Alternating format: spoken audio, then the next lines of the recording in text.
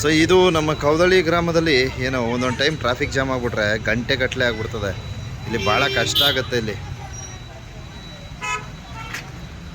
ಮಲೆ ಮಹದೇಶ್ವರ ಬೆಟ್ಟ ಏನಿ ಒಂದು ಕೌದಳ್ಳಿ ಗ್ರಾಮ ಏನಿದೆ, ಇಲ್ಲಿ ಏನಿ ಒಂದು ಮುಖ್ಯ ರಸ್ತೆನಲ್ಲಿ ದಯವಿಟ್ಟು ರಸ್ತೆ ಅಗಲೀಕರಣ ಅತಿ ಶೀಘ್ರದಲ್ಲೇ ಮಾಡಿ.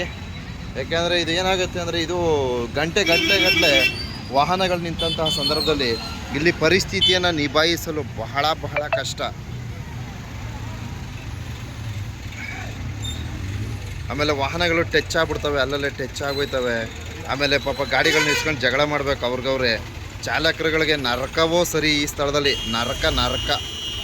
ನಮ್ಮ ಕೌದಳ್ಳಿ ಬಸ್ ನಿಲ್ದಾಣ ನೋಡಿ. ಅಯ್ಯಯ್ಯೋ ಹೋಗಾಯ್ತು. ಅಯ್ಯಯ್ಯೋ ಶಿವ.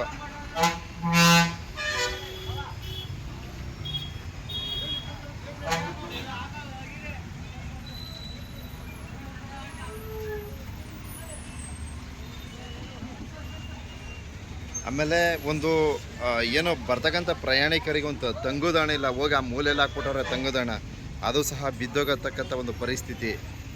ಸೊ ಒಂದು ತಂಗುದಾಣದ ವ್ಯವಸ್ಥೆ ತುಂಬ ಅಂದರೆ ಇಲ್ಲಿ ರಸ್ತೆ ಅಗಲೀಕರಣ ಬಹಳ ಮುಖ್ಯ ಆಗುತ್ತೆ. ತದನಂತರ ಒಂದು ತಂಗುದಾಣದ ಒಂದು ವ್ಯವಸ್ಥೆಯನ್ನು ನಾವು ಬಹಳ ನಿರೀಕ್ಷೆ ಮಾಡಬೇಕಾಗತ್ತೆ ಇಲ್ಲಿ. ಯಾಕಂದರೆ ಬರ್ತಕ್ಕಂಥ ಸಾರ್ವಜನಿಕ ವಲಯಕ್ಕೆ ತಂಗುದಾಣದ ಕೊರತೆ ನೋಡಿ. ಪೊಲೀಸ್ನವರು ಪಾಪ ಇಲ್ಲಿ ಬಿಸಿಲಲ್ಲಿ ನಿಂತ್ಕೊಂಡು ಪರದಾಡಬೇಕು, ಬರ್ತಕ್ಕಂಥ ವಾಹನಗಳನ್ನೆಲ್ಲ ಮುಂದೆ ಹಿಂದೆ ಕಳಿಸ್ಕೊಂಡು ಇಲ್ಲಿನ ಒಂದು ಸ್ಥಿತಿಗತಿಗಳನ್ನು ಆಲಿಸ್ತಾನೇ ಇರಬೇಕು, ಎನಿ ಟೈಮ್ ಆಲಿಸ್ಬೇಕು. ಇಲ್ಲಿ ಆ ತರಹದ ಒಂದು ಸಿಚುವೇಶನ್ನು ಈ ಒಂದು ನಮ್ಮ ಕೌದಳ್ಳಿ ಬಸ್ ನಿಲ್ದಾಣದಲ್ಲಿ ನಿರ್ಮಾಣವಾಗುತ್ತೆ.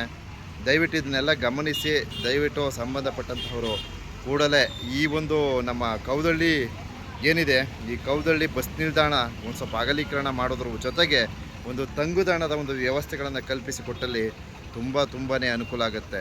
ಸೊ ಏನಿವತ್ತು ಶನಿವಾರ ವಾಹನ ಸವಾರರು ಹೆಚ್ಚಾಗಿ ಮಲೆ ಮಹದೇಶ್ವರ ಬೆಟ್ಟಕ್ಕೆ ಆಗಮಿಸ್ತಾರೆ.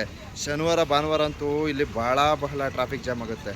ನೋಡಿ, ತಾವು ವೀಕ್ಷಣೆ ಮಾಡಿ, ಸಿಕ್ಕಾಪಟ್ಟೆ ಟ್ರಾಫಿಕ್ ಜಾಮು, ವಾಹನಗಳು ತುಂಬಾ ಬರ್ತವೆ. ಸೊ ಯಾವಾಗಲೂ ಇಲ್ಲಿ ಹಿಂಸೆ, ವಾಹನಗಳು ಚಲಿಸಲು ಹಿಂಸೆ. ನೋಡಿ ಅಲ್ಲಿ ಹೆಂಗೆ ಪರದಾಡ್ಬೇಕು ನೋಡಿರಿ, ಯಾವ ರೀತಿ ಪರದಾಡ್ಕೊಂಡು ಹೋಗ್ಬೇಕು. ಆಮೇಲೆ ಈ ಕಾಲದಲ್ಲಂತೂ ಯಾರಿಗೂ ತಾಳ್ಮೆ ಇಲ್ಲ, ಎಲ್ಲ ವೇಗ ಫಾಸ್ಟು ಎಲ್ಲ ಬೇಗ ಹೋಗೋಕ್ಕೆ ಟ್ರೈ ಮಾಡ್ತಾರೆ. ಸೊ ದಯವಿಟ್ಟು ಅದನ್ನೆಲ್ಲ ಗಮನಿಸಿ, ಏನು ಇಲ್ಲಿನ ಒಂದು ಪರಿಸ್ಥಿತಿಯನ್ನು ಆಲಿಸಿ ದಯವಿಟ್ಟು ಇಲ್ಲಿ ಒಂದು ಸೂಕ್ತ ಒಂದು ರಸ್ತೆ ಅಗಲೀಕರಣದ ಒಂದು ವ್ಯವಸ್ಥೆ, ಸಾರ್ವಜನಿಕ ವಲಯಕ್ಕೆ ಅನುಕೂಲಕರವಾದ ನಿಟ್ಟಿನಲ್ಲಿ ಒಂದು ತಂಗುದಾಣದ ಒಂದು ವ್ಯವಸ್ಥೆಯನ್ನು ಕಲ್ಪಿಸಿಕೊಡ್ರಪ್ಪ.